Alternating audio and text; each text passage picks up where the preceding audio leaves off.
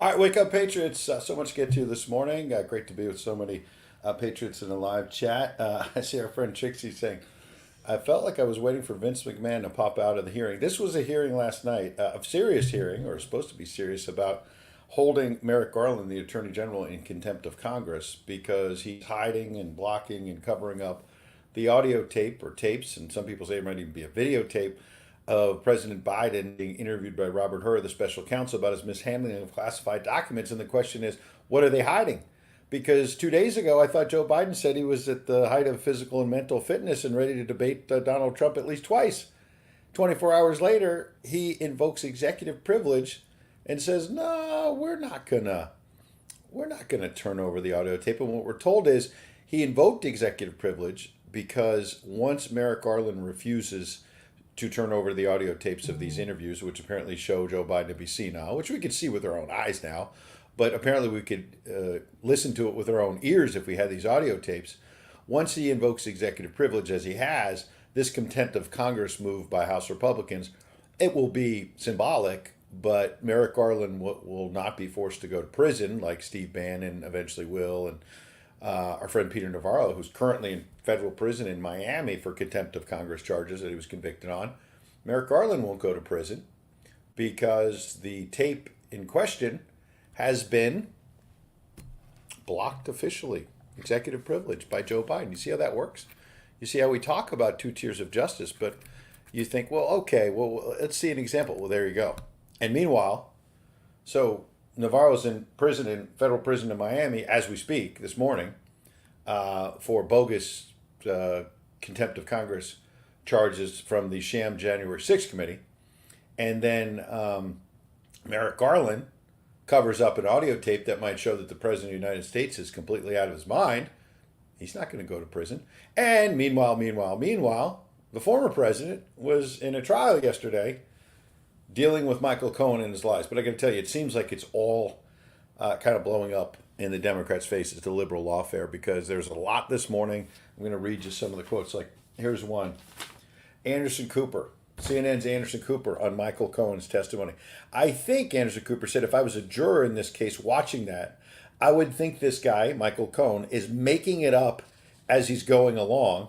Alyssa Farah on CNN, former Trump aide who's turned on him, now on The View and CNN, you know where she is, quote, I could not today convict beyond a reasonable doubt, Alyssa Farah said on CNN.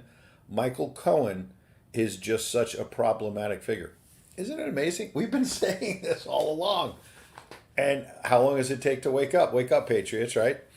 Crazy Nancy trying to wake up in San Francisco this morning. Babylon B. Nancy Pelosi begins dressing as a hobo after learning San Francisco is giving vodka shots to homeless. Yeah, well, that's what they do out there in San Francisco for the homeless. I don't think Crazy Nancy's really doing that. I feel like the Babylon Bee's having some fun, so we'll have some fun as well. And what's going on with the Sports Illustrated models? Have you noticed when I was growing up, you'd wait for it to come in the mail, and all of a sudden there were these incredible swimsuit models. Babylon Bee. Sports Illustrated goes bankrupt trying to provide enough catering for cover model shoot.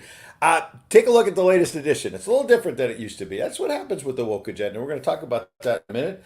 With Tony Orlando, who we haven't talked to before. He's got a big show that he's planning. A salute to our armed forces. I believe it's happening in Branson, Missouri, which I've never been to, but I hear is really fabulous. So he's going to join us in a minute with the great Ray Simon.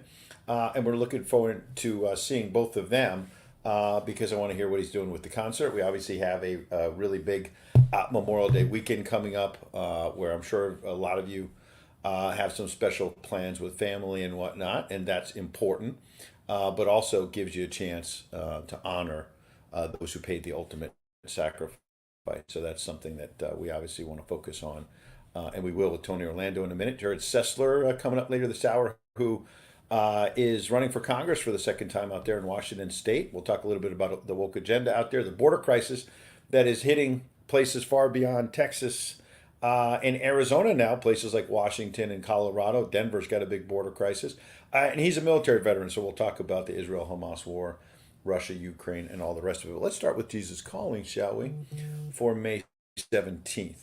As you sit quietly in my presence, remember that I am a God of abundance. I will never run out of resources. My capacity to bless you is unlimited.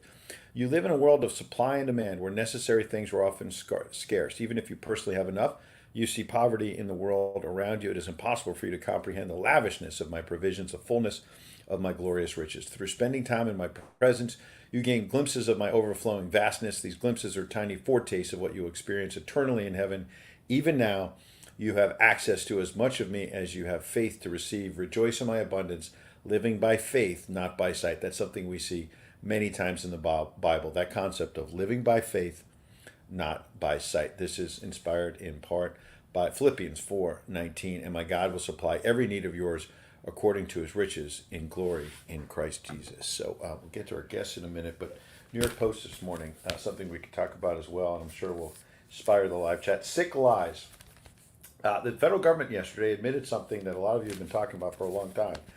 They've been lying. It says after years of falsehoods, health official admits U.S. funded dangerous virus research at China's COVID lab. Remember when we heard about gain of function, everyone said, oh, this is a crazy conspiracy theory. But Dr. Anthony Fauci, the New York Post says, has long denied that America funded gain of function research in China. But yesterday, the National Institutes of Health Principal Deputy Director Lawrence Tebec admitted it was true. U.S. taxpayers helped fund the Wuhan lab, source of the COVID-19 virus that killed 1.1 million Americans and upended the lives of millions more with lockdowns, the economic problems. Sick lies is what the New York Post calls it. So I'd like to see what you think about that. And don't forget our friends, our title sponsor of the Wellness Company, twc.health/wake up. They've got the medical emergency kit with the ivermectin and the Z-Pack and all the great supplements. Spike Support, which I didn't get a chance to take today, which flushes out all of those spike proteins. So check it out. Love to say, I've been taking this for over a year, and it's fabulous. So go to twc.health/wake up, and don't forget our friends, Prepare with VNN at My Patriots Supply. $200 off for a 3-month emergency food supply. Look at that, 4-week emergency food supply. Could last for 25 years, but I bet it will not last for that long. You know why? Because it's very clear that for $187, 4 weeks of food, you ain't going to get that anywhere else with Bidenflation. Let's be honest about it. Let's see. I think our friend Tony Orlando's here. Hey, Tony. D.A. like a great day. Hello? Tony Orlando. It's Ed Henry. How are you? Yes, sir. I'm fine. How are you? How's it going? I'm doing great. My friend Ray Simon, who's going to join us in a minute, told me that he got to meet you, and you're working on a show. What's it called? The Tribute to Valor Foundation has a show with you, Tony Orlando. Salute Our Armed Forces. Tell us about the concert and why you want to stand up for America's veterans. Okay, well, first of all, I've been standing up for veterans since 1973. I'm in my 52nd year, so that's an honor and That's a privilege. great. And what's going on with Tribute to Valor is really a foundation that was founded by Medal of Honor recipient Garrett Luttrell. I'm happen to be a part of a bunch of us who really believe in this foundation. I'm just one of many. And Saturday morning, there will be an event going on at Branson Airport in which they will have some multiple aircraft. In fact, I have behind me one of the pilots who flies for the Thunderbirds, and he's going to be able to bring young people, young students to experience air flight, to experience military aircraft. And on Sunday morning, 2 C-130s are flying down 72 young people, young students from the Tri-Lakes area in Brooklyn, and they are going to experience a chance of a lifetime, really, because they're going to NASA in Houston, where they will hopefully get excited, maybe even think about becoming part of our aerospace NASA family, or maybe aeronautics, or maybe robotics, and inspire them to be part of that. So I'm very proud of it. We live by the 6 core values of our Medal of Honor recipients, and that's really it in a nutshell. That's really it.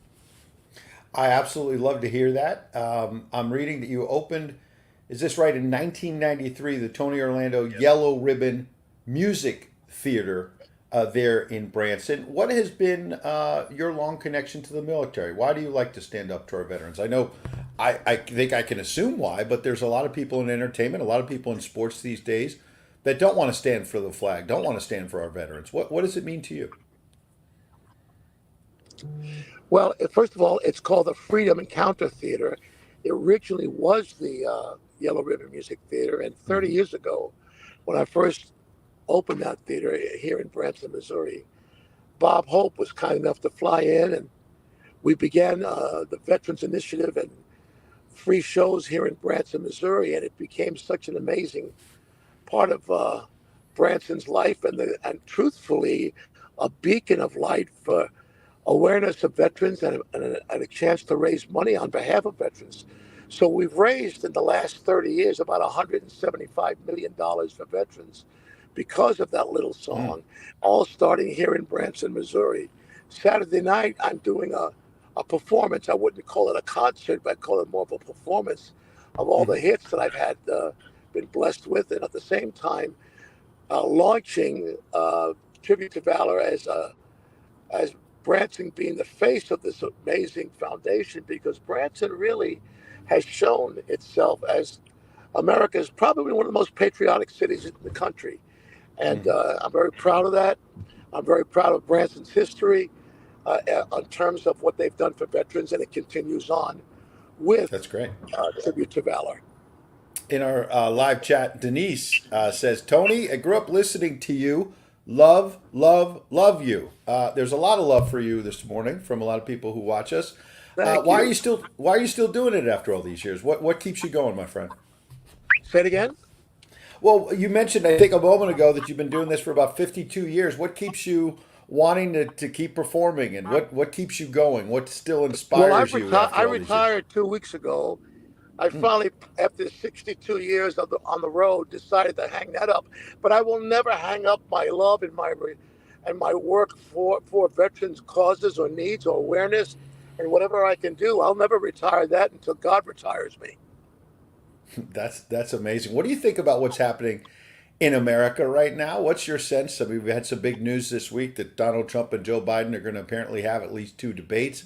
Donald Trump's been in a Manhattan courtroom dealing with lies from Michael Cohen. What do you think about the state of America right now, Well, sir? I'm in a red, white, and blue state of mind, buddy. You know, I work for America, and whoever America puts in office, that's who I'm going to try to back. But I know Donald Trump, let's see, since 1972. I Mm. know him as a person, I know him as a man, and I think he made a great president. So uh, all I can tell you is that America needs a leader and needs to find itself in its traditional values. And I don't like where it's going, and I just hope to God that we straighten it all out in this election. There we go. Tony Orlando, we appreciate you giving us a few minutes. The show you can find online, Tony Orlando, and a tribute to the Valor Foundation. Salute our armed forces. It's this weekend, I believe. Is that right, Tony? Yes, this Saturday, coming Saturday morning and Saturday evening, my performance here in Branson, Missouri, and I appreciate your time. All right. We appreciate your time, Tony Orlando. Thank you, sir. It's so great to check in with him. So I want to bring in our friend Ray Simon because Ray has, I guess, his paintings have gotten in front of Tony and maybe haven't inspired Tony, just like it's inspired me and a lot of other people. Good morning, Ray. Who do you have with you? Bob Hope. This is Bob Hope. Oh yeah, I met Bob. Yeah. How you been? Good All to see you. right. So how did you hook up with Tony Orlando? It was good to get a few minutes with him. We're here at Tony's Theater, That's and, great. and we have everything set up. We have about 6 more large canvases, and Tony is that genuine and just I never realized how patriotic and genuine and compassionate Tony Orlando is. Mhm. He, just unbelievable. So tell us about the paintings that will be there. Where you could go to raysimon.art and check them out. Obviously, I see the famous one with former President Trump. Where are you on the second one that we talked about last time we checked in? We're actually finishing that up. We're gonna post it end of day today, and if Mhm. people want to take preliminary orders Oh, as we cool. get it prepared to print, um, it's going to be on. It's going to be on live on raysimon.art today, and we're going to start. It's a powerful painting, especially what's happening right now, with what as you've been covering the news, and it's almost as if it's a conspiracy to tear down America, and it's pretty disgusting. But one thing about Branson, Missouri, I got to tell you, Tony Orlando. Oh, I think we lost you, Ray. All right. Idiotic. Oh, there you are. I got to tell you something. I don't know if you've ever been to Branson. I've never seen a group of people so in love with America. I mean, just walking down the street. I'm walking down with my mug, and people are where'd you get that? Where'd you get that? Where'd you? Yeah.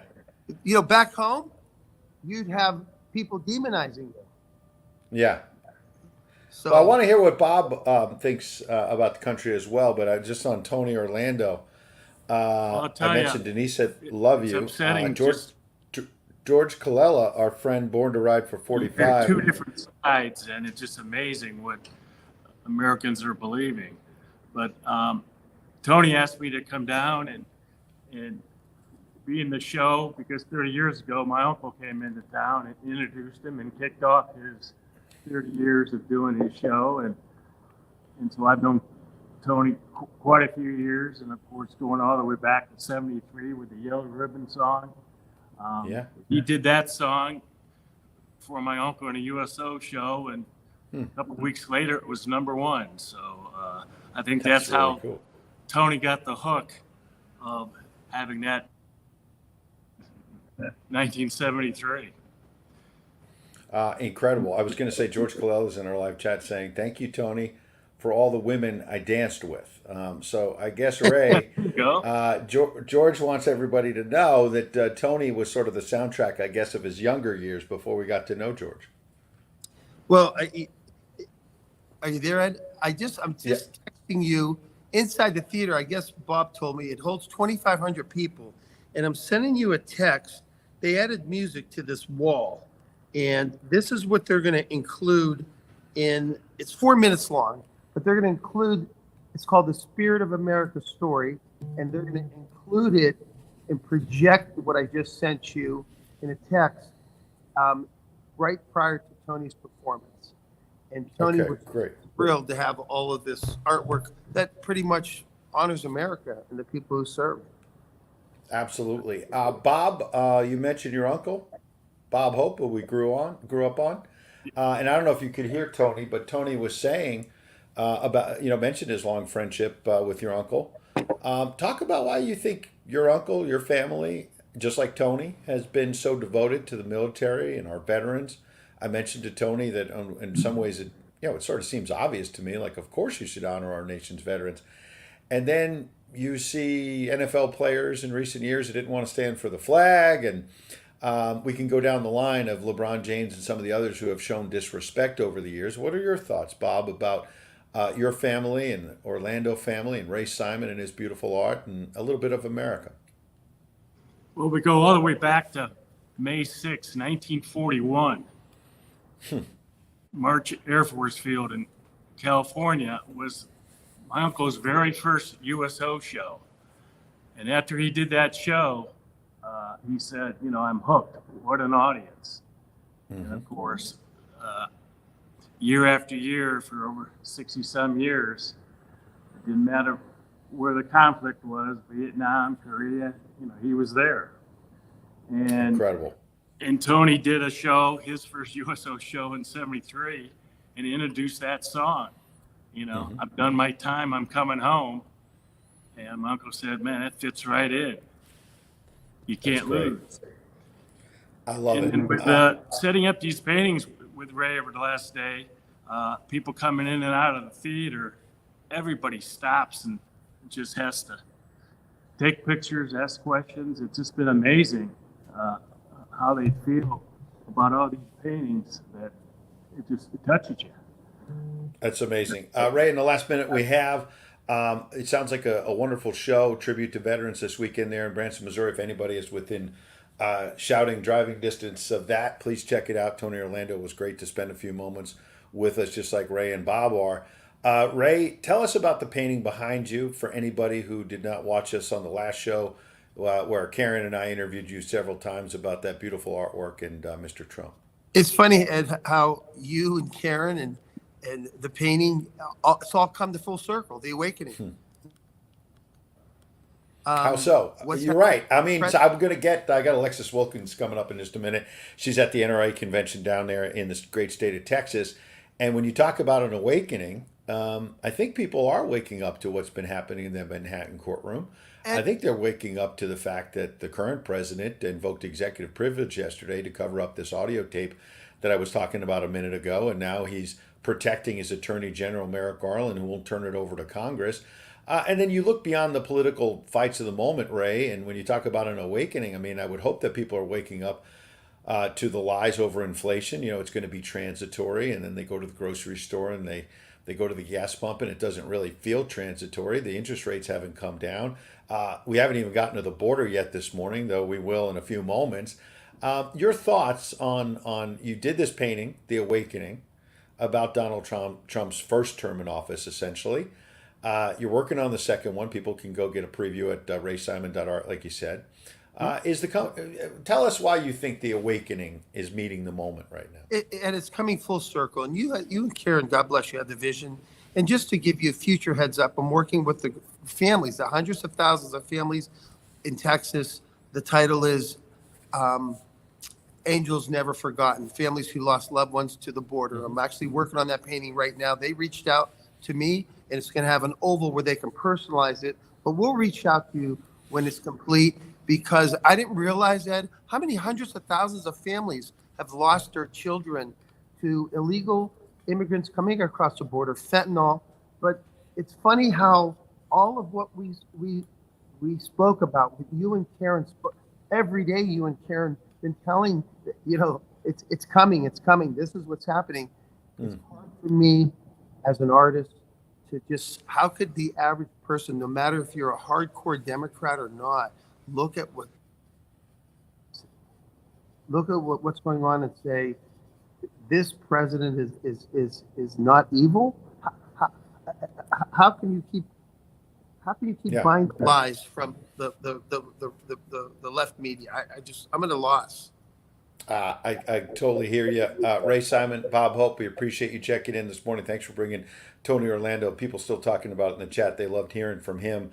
And I hope it's a successful show saluting the veterans this weekend. And people can go to raysimon.art to check out the paintings and support the cause. Thank you. Thank you so much, Ed. I appreciate. All right, it's great to have them both. And you could hear them loud. I know the connection. They're inside the amphitheater there. So don't forget, he just mentioned the incredible situation with the economy and everything else that people are waking up to. And I see in our live chat, Denise says a 2-pack of bacon at Costco is about a third smaller right now than maybe it was when Donald Trump was in office. And the price has actually gone up. That's what inflation is all about. And so make sure you check out Done With Debt, donewithdebt.com. You might be crushed by inflation, crushed by the high interest rates. They'll try to help you get through all of that if you go to Done With Debt with the promo VNN. All right, let's bring in our friend Alexis Wilkins. She's been waiting patiently on deck. You've got a great voice, and a lot of people are following your music now. But it was great to check in with someone named Tony Orlando's got a pretty good voice as well. Oh my gosh, yes, that was so cool. I hope he might have been somebody among many who inspired you along your journey as well. Absolutely. So tell me what you think about the Trump-Biden debates. The left thinks that Joe Biden got this on his terms and that maybe Donald Trump accepted too quickly. But I hear a lot of people in Trump world who are just itching for the fight. They believe getting Joe Biden and Donald Trump on the same stage, it might only be once, because there seems to be a school of thought that Biden will agree to two and then say that Trump was a bully and just get out after one and just pretend that he was willing to debate at least once. How do you think this is going to play out? I wouldn't be shocked if we don't see a second debate, just simply because I agree. I think they'll say, oh, he's fighting unfair. especially if the first debate, even under the Biden strict terms, goes terribly. I think that they'll find a reason to pull out of the second. So, I mean, we'll see what happens with it. I'm almost glad that he accepted quickly, that President Trump accepted quickly, because it was true to his word, of course, which is what we all see very consistent with President Trump. But I also, some of the Biden terms, I don't think that they're destructive to the debate, but they're obviously very ridiculous. Having a mute button that, after the time is up, it mutes, and the no audience rule, it's all very indicative that they're not sure how they're going to actually look good in this one. They think they're still trying to figure out how to prop Biden up, which is evident. So we'll see how it goes. I mean, we've never seen a debate season start this late and then is scheduled to conclude this early. So I think that they're trying to stay, even if they do the second debate, as far away from Election Day as humanly possible. Absolutely. I'm going to put this up. Tim Scott posted the debate. I think he's talking about the first one, but it probably applies to the second one if it happens on ABC. The debate will be 3 versus 1, Tim Scott says. 2 liberal moderators and Biden versus Donald Trump. But he says he still can't wait to see President Trump wipe the floor with President Biden. I mean, I heard a lot of people say, well, why would he agree to go with liberal moderators? Biden's not going to do a debate on Fox or Newsmax. So, Trump has the hand he's dealt. He's going to have liberal moderators sort of no matter what. But at the end of the day, what I find fascinating is a couple things. Let's start with the issues that matter to the American people. Beyond the horse race polls, Alexis, right now, on the issue of illegal immigration, on the issue of the economy and inflation I just mentioned, weakness around the world, Donald Trump's dominating on the actual issues, put aside the battleground states. And so what is Joe Biden going to talk about for 2 hours? Well, I certainly don't know what he's going to say for how well his presidency is going, because he really has nothing to say for that. And like you said, President Trump is going to dominate in all the categories that American voters are actually worried about. And, whether even if they're watching the debate, I don't think anyone's watching this debate to decide who to vote for. I think this is more of a boxing match that people are going to watch for entertainment than anything else. We know what's going to happen. But if people are watching this, I think that much like the lawfare, that's still unfortunate and of course terrible that our justice system is turning out this way. But much like watching any of the lawfare or the persecution that President Trump is going through, I think that it actually rallies voters and people who are in the middle that are now thinking of voting for Trump. It kind of brings them to a place where they're fighting for the underdog in their head. Not that I think that President Trump is the underdog here. I think that he's going to sweep it, but it kind of has that feeling to it, especially because it's very much on President Biden's turf and terms in some sense. So absolutely. I think voters are watching this more for entertainment than actual issues, because President Trump clearly has the corner on the issues. Except maybe abortion. So that's what I want to ask you before we move on from the debates, which is when I asked, what's Joe Biden going to talk about for 2 hours? I assume there'll be drinking games around how many times he mentions Roe v. Wade, how many times he mentions abortion rights. There's going to be some soundbite that they put on a card for him that he's going to say over and over about women's health care, is what they call it. That's their euphemism for killing babies. Your thoughts on how, when you go through all of those issues, about the only issue that every major poll says Donald Trump is behind on is abortion, because that's what all the Democrats are talking about. That's all the Democrats run their ads on. Yeah, and I love that you brought this up, because I think that some of these social issues and abortion, while incredibly important, they are states' issues. And so President Trump's handling of the issues themselves by saying, look, we did what we needed to do with Roe v. Wade, we hand it to the states. Biden's actually in the wrong here by treating this like it needs to be a blanket federal plan when these are states' rights under the U.S. Constitution. And so I think that, while we're probably not going to get to see that logic play out on stage, because maybe that's the only thing that President Biden will get to try and filibuster about. He's going to talk about abortion. He's going to talk about women's health care. He's going to talk about trans rights, maybe some gun violence. These are not issues that I think the left has the luxury to harp on right now. The economy is struggling. Our southern border is so not secure. There are so many issues that are being perpetuated by the Biden administration. The last 4 years have been a train wreck. I don't think that they're at liberty to discuss some of these issues that are obviously big issues for the left and right, both abortion and for the right, being concerned about trans health care and all of that stuff that's more a left problem that they make, that right-wing voters are not necessarily worried about it. And so I think that some of these issues, most of the issues that Biden is going to harp on are states issues, and maybe the left won't logically understand that, but I don't think that it's going to affect anyone who's actually listening. There you go. You mentioned gun rights. You will be performing at the NRA convention in Texas. Tell us about what you've seen so far. Former President Trump, as I understand, will be speaking tomorrow. We're going to stream that at Newsmax 2 to make sure everybody can hear what he has to say. Tell us about the NRA convention and why it's important right now as we get closer and closer to November. Yes, so at the NRA convention in Dallas, landed here yesterday, heading over to the actual convention right after this, performing at 11 a.m. and 2 p.m. at the Riser United merch booth. So if you're there, come say hi. We're doing a performance and a meet and greet. And then at the NRA Country Soundstage from 3:30 to 4:30, both tomorrow, today and tomorrow. So we'll be around. Really cool. Yeah, it'll be fun. A lot of people in our live chat are commenting on the chair. They're referring to it as a princess chair. I know. I guess it's just in the hotel. It is. This is the hotel. The NRA did not select this chair. All right. Our NRA did not endorse it, and neither did we. As a woman, a lot of women in our chat this morning are commenting on this, referring to it maybe as a cat fight. That's what they're saying, not me.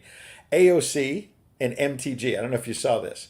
I guess MTG started it and basically suggested that AOC wasn't too intelligent at this hearing markup last night over contempt of Congress charges against Merrick Garland. AOC, she has to apologize. MTG, I'm not apologizing. Why don't you debate me? AOC says that's self-evident. I guess why she wouldn't debate her. MTG, yeah, you don't have enough intelligence. MTG, after I guess a groan from AOC, are your feelings hurt? Aw, AOC, oh girl, baby girl, don't even play. That's literally what she said. Don't even play. MTG, oh really, baby girl? I don't think so. And then there was another Democrat member who then decided to try to attack MTG, calling her beach blonde, and made comments about her body because I guess MTG likes to post a lot of videos of her workouts and whatnot.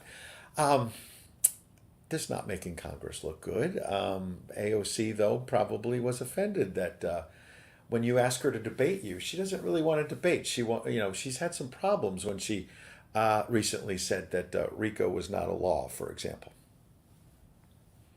Exactly. That's what I was going to say, is that she's had some flubs lately that do lead, I think, most of us to believe that she doesn't know exactly what she's talking about. And I don't think that she could date MTG.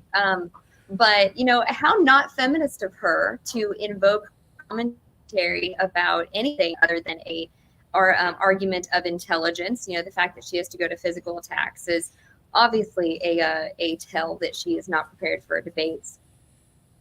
So I don't know. There's been so much with AOC and the squad lately where they're messing up all on their own. I don't think they need any help, but it's exchanges like this that you did the read off of that, and it sounds like a conversation in a bar spat. It doesn't sound like a conversation happening in Congress. So I don't think it's a good look, but that's kind of the run of the road for AOC. Yeah, it certainly is. Before we go, you talked about the lawfare a moment ago. Politico this morning says it looks like by this time next week, Donald Trump could either be a convicted felon or a newly acquitted man declaring complete and total exoneration. Judge Juan Merchan encouraged attorneys for both sides to, quote, prepare for closing arguments as soon as next Tuesday. And that they would then turn it over to the jury and maybe even get deliberations and a decision perhaps before Memorial Day weekend. Where do you think we are in this case? I think that even if you wanted this to go a certain way for President Trump, even if you wanted the lawfare to work, you have to be looking at this testimony from Michael Cohen and Stormy Daniels and going, oh no, this is not doing what they thought it would. I think that they thought that this would be cut and dry. They'd be able to manipulate it. The judge is stopping testimony once it gets heated. They're trying to cut off these answers in ways that are completely inappropriate for a courtroom.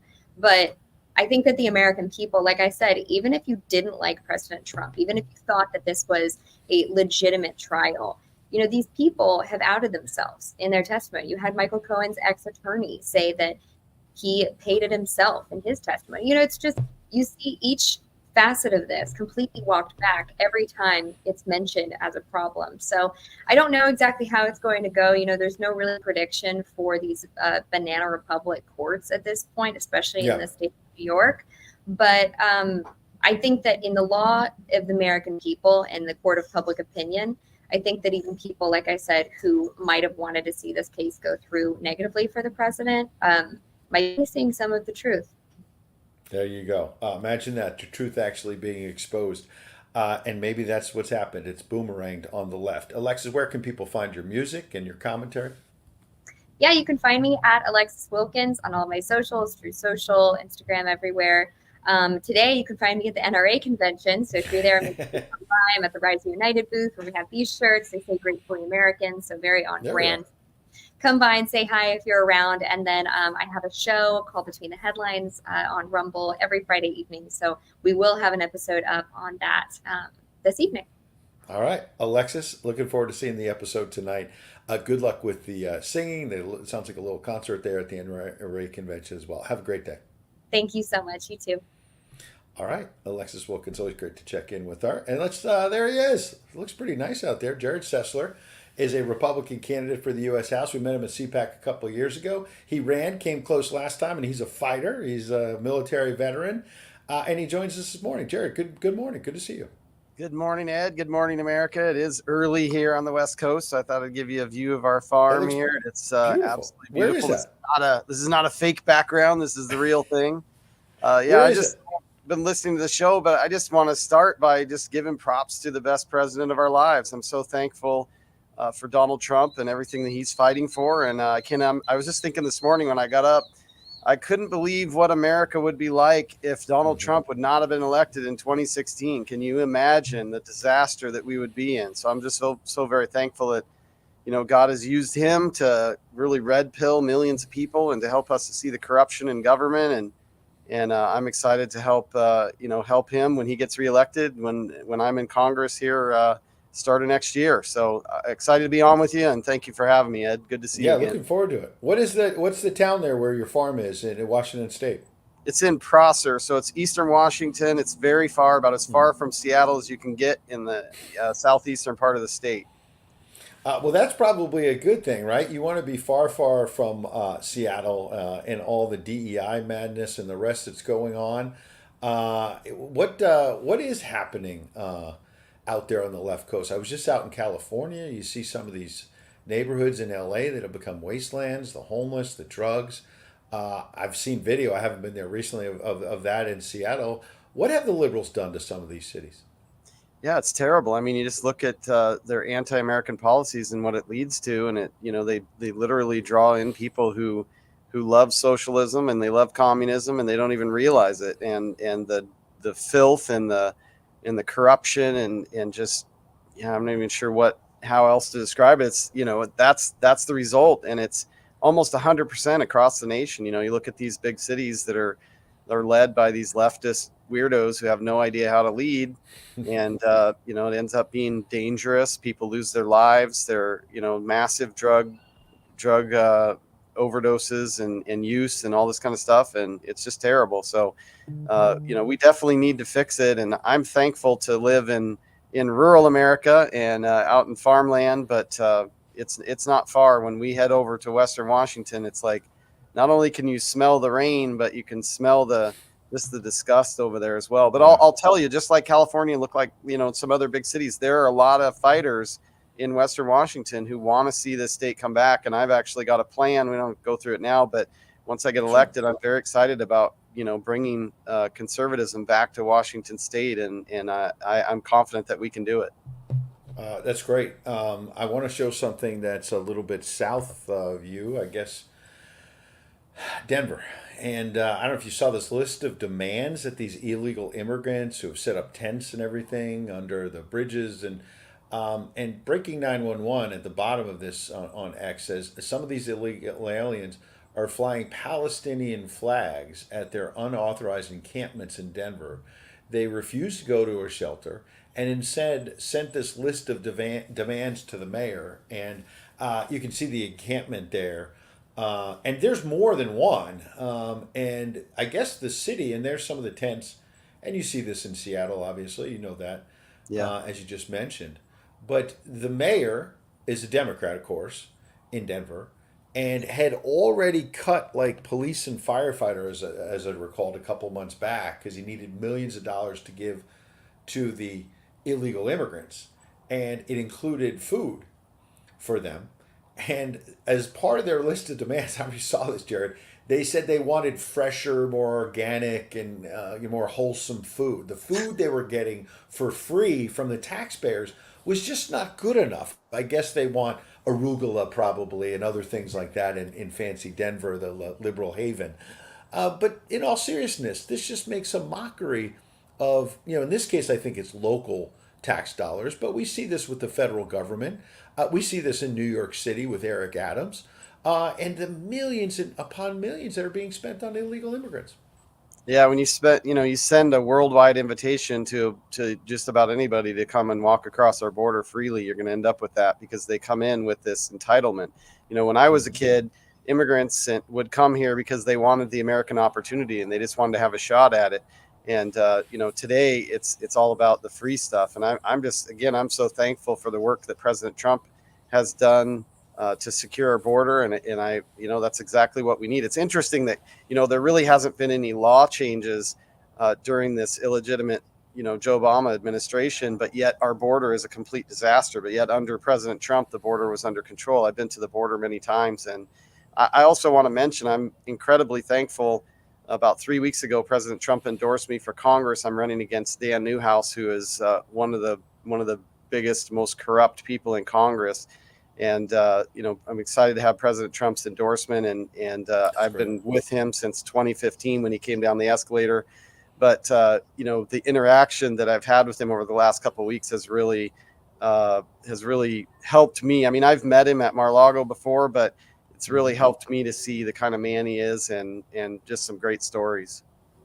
That's fantastic. One of the things he's been talking a lot about are these campus protests, pro-Palestinians. And I don't know if you saw this. I think it was last weekend. This is at Columbia, which had so much trouble. And this, entitled, you're talking about the people who feel entitled to get the taxpayer money. And even if they're illegal, this is presumably a citizen. Her parents probably worked hard, like my parents did, to send me to college. She gets a degree and rips it up in front of the president or the provost or whatever, makes a spectacle of it. These entitled, spoiled kids that have been coddled by DEI on these college campuses. Are you hopeful, if you do get elected to Congress, that between Claudine Gay at Harvard, who was exposed for the laissez-faire attitude to anti-Semitism, to these radical students who've been radicalized by professors and administrators and coddled, like I said, and now you see some Wall Street people and others saying, big law firms, we don't want to hire these Columbia students. We don't. That it's all sort of boomerang. Yeah, it's incredibly disgraceful what you see these students doing, and it's quite interesting because just a couple weeks ago, my daughter graduated from college, and I just want to make a comment that my wife and I wrote the last check to pay off her college tuition, and we're not expecting any help from the government. And but to watch what these kids, this young gal did, or whoever else is doing that, what a disgrace on her entire work to lead up, the years it took. What was the point of college if you're going to act like that? She obviously didn't learn anything. And I'll just tell you from my own experience, I got out of high school and I went in the military straight away, primarily because I didn't feel like I had the self-discipline and the maturity to be successful in college. I did end up going to college and got 2 engineering degrees, but I knew for myself that I needed to grow self-discipline, and the military really helped me do that. And, I just look at some of these kids and I think, my perspective and we have 3 kids. We didn't necessarily encourage them to go to college. But we said, hey, if you want to do something that requires you to have some kind of a license or something like that, then figure out what you want to do and go to college. But the college experience is mostly about the relationships that you build and the maturity that you grow. And certainly there's some knowledge that you take in. But the truth is, I've been taking Hillsdale College classes for years, and I've got less days ahead than I have behind me. And so, I mean, I'm still learning. And so, yeah, it's just a disgrace. And in terms of this pro-Palestine thing, I think that's just evidence of the immaturity and just really lack of clarity on what it is, what traditional American values are, and what this country stands for. Because, you know, if I was in charge of one of those colleges, I would have the largest big screen I could find up in a massive sound system, and I'd be playing video from October 7th nonstop. Because the thing that people don't realize, because we've lived in this bubble here in America, is we live in this protected space, sort of like the Truman Show, if you remember that movie. Yeah. And we've been very much protected for most of our lives. I mean, I remember as a probably 8 or 9 year old kid in the 70s sitting watching, you know, one of those suicide buses blow up in, I think it was south of Beirut. And I just thought, man, that's a world away. And guess what, Ed? It's right here in our backyard now, thanks to these leftists who've opened the door and allowed all this stuff to come into our country. You know, it's amazing that, and we salute your military service. We were talking to Tony Orlando before, who's doing a concert in Branson, Missouri this weekend to salute our veterans. We appreciate his efforts. But you talk about suicide vests and suicide vans and bombings, and here it continues. This is a video I noticed this morning. A Hezbollah supporter dehumanizing his newborn son, and you see the son right there, saying he would put explosives on him and send him to Israel if that would be asked of him by Nasrallah, the Hezbollah leader. And the Visgrad 24 is the account on X that posts a lot of these kinds of videos, and they say these are the values that stop peace from happening. Absolutely grotesque. And I guess I wanted to show you that as a military veteran, because you know better than most. This is what we're up against, and yet we have a commander-in-chief right now who's projecting weakness, has been, you know, holding back weapons. How else to say it? Holding back weapons from our most important ally in the Mideast, Israel, which is trying to stop this kind of terror. And in top of Joe Biden releasing the sanctions against Hezbollah and Hamas's, you know, daddy, you know, they're proxies of Iran. And Joe Biden, to the tune of billions of dollars, gave Iran, with all these proxies of terror, sanctions relief that allows them to fund more terror. So if you're fighting our biggest ally, who's fighting the terrorists, kind of puts you on the side of the terrorists.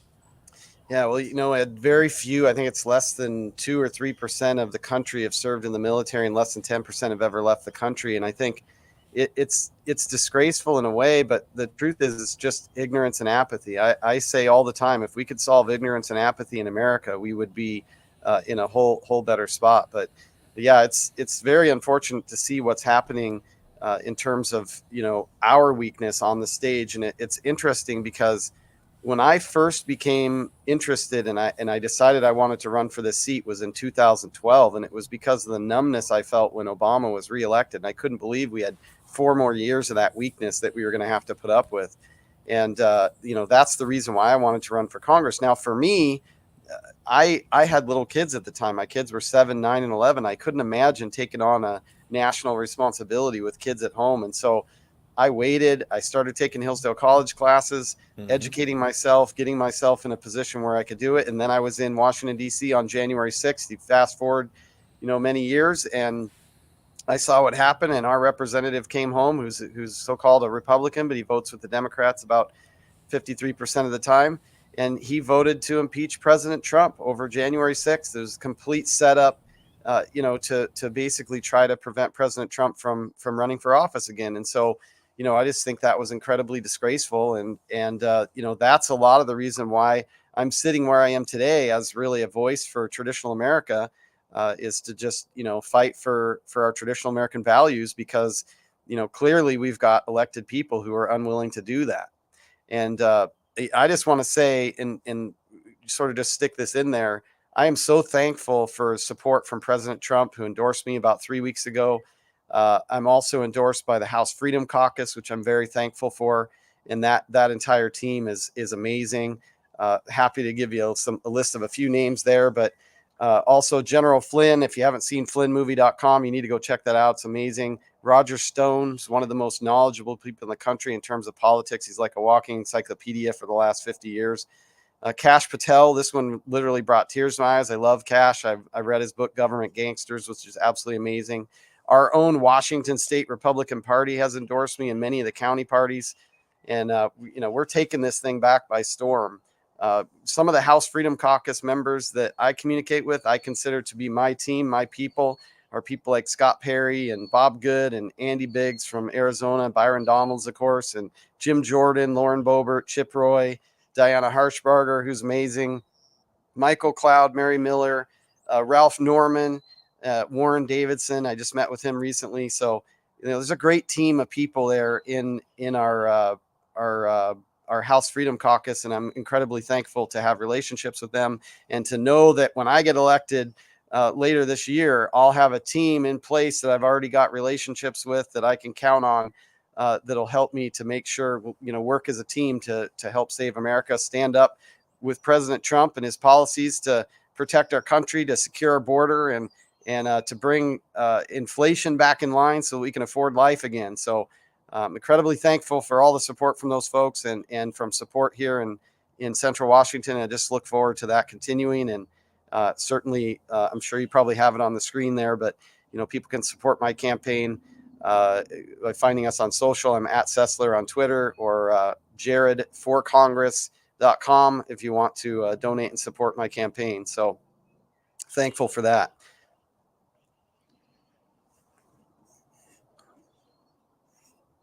You guys still got me there?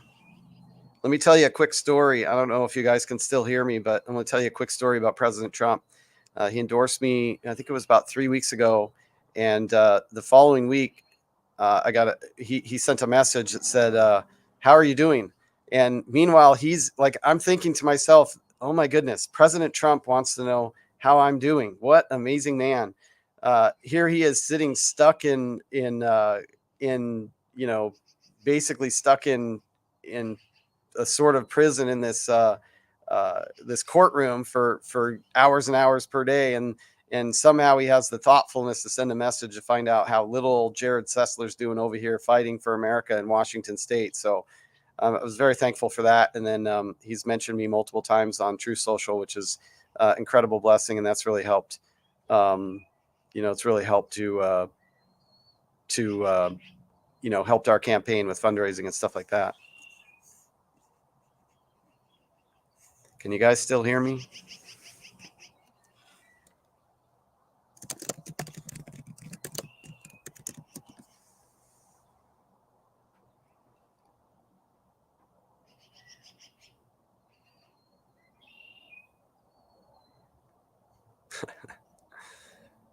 I love the chat. I don't know if you guys can still hear me or not, but certainly feel free to ask me questions if you want. Oh, excellent. You can still hear me. Well, I'll stay on here as long as you guys want. I can certainly answer some questions. I don't know what happened to Ed. He must have lost his internet or something. He's a great guy. Ed Henry is so awesome. I met him at CPAC several years ago, and he's just so open. And I did an interview with him and Karen, and then he had me on the next day as well. And he literally gave me his cell phone number and was like, hey, keep in touch. And he does some other shows, and so he's asked me to come on those at times. And it's been just such a tremendous blessing to get to know him. And sometimes when I needed to announce something or whatever, I'd message him, and he would always have me on and let me talk. And I didn't know I was going to come and take over his show, but yeah, this is great. So hopefully he'll come back on.